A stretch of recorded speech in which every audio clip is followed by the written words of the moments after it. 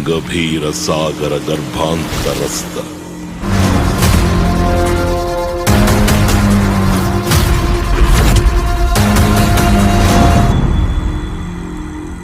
अतिलोक महिमान्वित महाशक्तियुत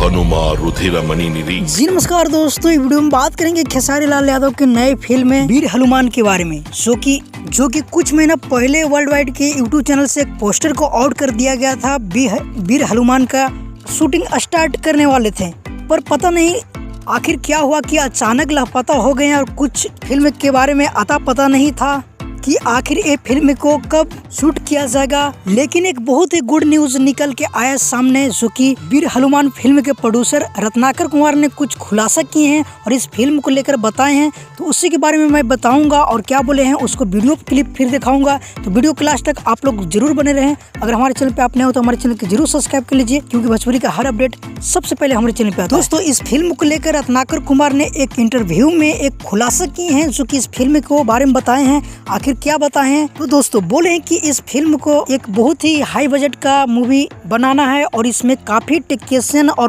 काफी वीएफएक्स का इस्तेमाल किया जाएगा, जो कि वो अभी पूरी टीम अभी बिजी है। इसकी वजह से कुछ फिल्म लेट हो रहा है शूट को लिए। और अगर इस फिल्म में खेसारी लाल यादव हनुमान के रूप में लेंगे तो उसमें काफी वीएफएक्स का उपयोग किया जाएगा, जो कि एक बड़े बैकग्राउंड के साथ वीएफएक्स इस्तेमाल करके वो फिल्म को शूट किया जाएगा। आखिर पूरे डिटेल्स में क्या बोले हैं, जो कि आप ये वीडियो देख सकते हैं। वीर हनुमान को लेकर एक सवाल है, कई सारे लोग पूछ रहे हैं कि वीर हनुमान का क्या स्टेटस है, वीर हनुमान कब बनेंगे?